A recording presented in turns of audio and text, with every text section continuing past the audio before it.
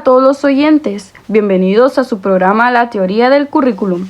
Mi nombre es Lilia Vázquez y hoy tendremos invitados muy especiales que me acompañarán en el transcurso de esta transmisión. Pero antes de presentarles a la primera invitada, me gustaría comentarles sobre un satélite soviético llamado Sputnik, que fue lanzado en 1957, el cual generó muchas dudas sobre la calidad del sistema educativo de los Estados Unidos de ese año. Y a pesar de esas dudas, también el lanzamiento de este satélite generó una obsesión curricular persistente por la ciencia y la tecnología. Tal estandarización curricular significó arrebatar la posibilidad del desarrollo curricular a los maestros y a los especialistas de las universidades. Lo que logró la anterior fue llevar a cabo una conferencia en 1959 en Massachusetts, a la que asistieron psicólogos, científicos y matemáticos. Después de todo esto, surgió una manifestación del currículum para estructurar el movimiento de reforma nacional del currículo a comienzos de los años 60, con el proceso de la educación de Brunner. Esta teoría del currículum fue fundamentada en la noción estructural disciplinar. Hoy en día el currículum es un concepto altamente simbólico que constituye a una conversación extraordinaria compleja. De hecho, me gustaría agregar que la teoría contemporánea del currículum se define por su historicidad, por lo tanto es compleja y complicada. Muy bien, mi público querido, espero que esta información les haya parecido muy interesante. Seguidamente me gustaría presentarles a la maestra Karen Bejarano, que nos hablará sobre un tema muy importante.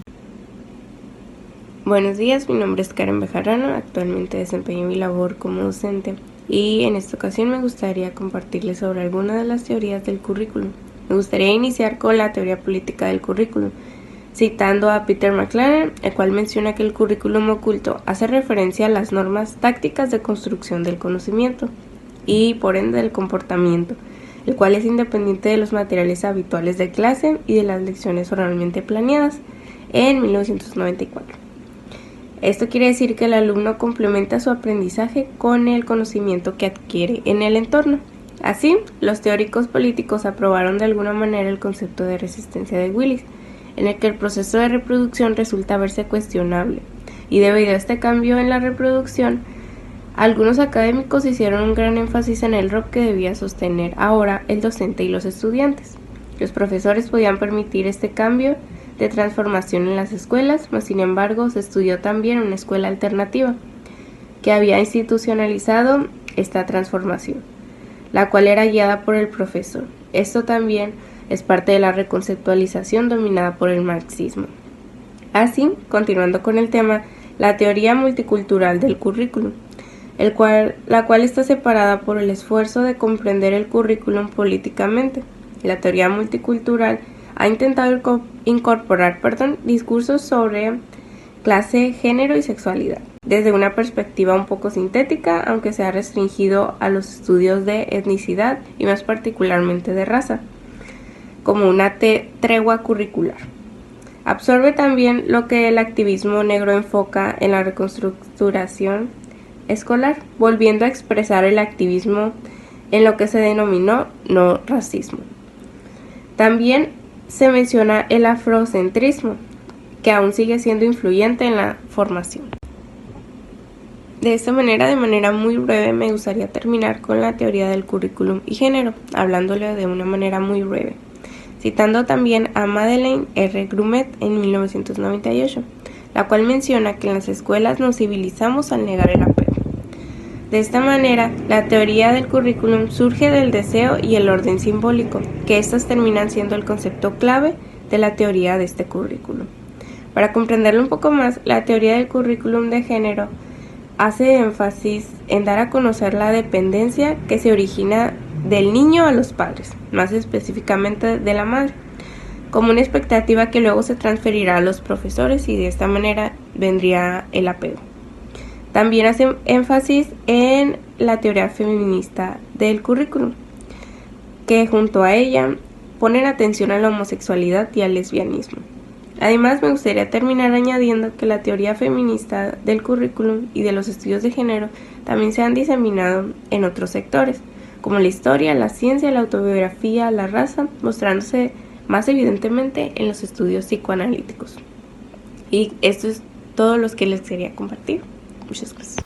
Muchas gracias a la maestra Karen por su aportación. Ahora les dejo en compañía con la maestra Itzel. Primeramente estaríamos hablando de la teoría fenomenológica del currículum, en donde Webner fue primero en introducir la fenomenología en la teoría del currículum, tomando seriamente el salón de clase en sentido fenomenológico y describir la especificidad y la concreción de la experiencia vivida en la teoría fenomenológica del currículum. El concepto y la práctica y la hermenéutica enfatiza la negociación social del significado, así como la sintonía del individuo con la verdad. La fenomenologista postula su mundo de la vida como algo central para todo lo que él o ella hacen, incluyendo la investigación y la enseñanza, y como consecuencia se enfoca en la situación biográfica de cada individuo. Con frecuencia el individuo no es consciente de su mundo de la vida, aunque él o ella están sumergidos en él. Otro tema muy interesante es el postmodernismo y postestructuralismo en la teoría del currículum. Peter Thurman fue el primer teórico del currículum interesado en el postestructuralismo. Jacques Doudna surgió como el mayor teórico postestructuralista del currículum en los Estados Unidos, argumentando en honor a Serres que saber es matar. Cleo Shormos no solamente sintetizó la idea de Foucault, sino que las empleó para criticar los discursos tradicionales del currículum. 1. Los principios del currículum y la instrucción de Tyler. 2. La clasificación de los objetivos educativos de Bloom de 1956. Y por último, la extensión y la aplicación de los principios básicos de Tyler. Williams argumentó que el currículum postmoderno debía ser rico, recursivo, relacional y riguroso. La riqueza brinda profundidad al currículum, creando capas de significado, múltiples posibilidades o interpretaciones. El currículum debe tener un nivel de indeterminación adecuado a anomalías. En la recursividad es el proceso de reflexión en el trabajo de uno mismo, explorar, discutir, indagar en nosotros mismos como constructores del significado y dentro del texto mismo. El concepto de relaciones se refiere a las conexiones dentro de la estructura del currículum, mientras que las relaciones culturales se derivan de la cosmología hermenéutica, que enfatiza la narración y el diálogo como medios claves para interpretación. Finalmente, el rigor, que evita que el currículum transformativo caiga en el relativismo excesivo o en un solipsismo sentimental. De igual manera está la teoría autobiográfica del currículum. Pienaar y Grauman introdujeron la teoría autobiográfica del currículum, término derivado de la raíz latina del currículum, currere, que significa dirigirse a un fin o meta que recorre una trayectoria o camino para llegar a la misma. Elaboraron métodos de currere que por medio de los cuales los estudiantes y profesores podrán estudiar las relaciones entre el conocimiento escolar, la historia de vida y el significado subjetivo para funcionar autotransformativamente. Luego surgieron tres corrientes académicas. La primera incluyó el currere de diarios de diálogo, el mito y la imaginación. La segunda corriente fue la autobiografía feminista. La tercera incluyó los esfuerzos por comprender la experiencia de los docentes biográfica y la autobiográficamente mediante la autobiografía colaborativa. La investigación biográfica continúa, al igual que otros discursos curriculares de la post-reconceptualización. La teoría autobiográfica del currículum se ha dispersado dentro de la teoría multicultural, en la teoría psicoanalítica, en los estudios sobre la mujer, en los estudios del hogar y en las prácticas pedagógicas innovadoras, en la teoría y en la teoría ecológica. Muchísimas gracias, maestra Itzel, por los temas anteriores, ya que son muy importantes. Seguidamente, para finalizar con nuestros invitados, los dejaré en compañía del maestro Fernando Urías. Buenas tardes. Antes que nada quisiera dar las gracias a la locutora Lilia Vázquez por invitarme esta bonita tarde. Bueno, una vez dicho esto, comencemos con la razón por la cual estoy aquí. Entonces hablamos sobre la teoría teológica del currículum. Antes que nada, Los más sonados aquí son los autores James MacDonald y Downey Hübner, que este último decía que ignorar el lenguaje teológico actualmente era ignorar una de las manifestaciones más emocionantes y vitales del lenguaje, al igual que promovió una visión moral de la educación que contempla la importancia de las situaciones humanas existentes entre estudiantes y profesor. También es con el estudiante y seres del mundo, estudiante y la belleza del mundo, todo se va relacionando. MacDonald, que es el otro autor que comenté ahorita, argumenta contra la exclusión de la ética en la educación. Bueno, en comprensión institucional del currículum, podemos decir que la función de desarrollo del currículum durante la primera fase paradigmática del campo fue mejorar el currículum institucional, donde el enfoque ha cambiado y ahora es más enfocado en la comprensión.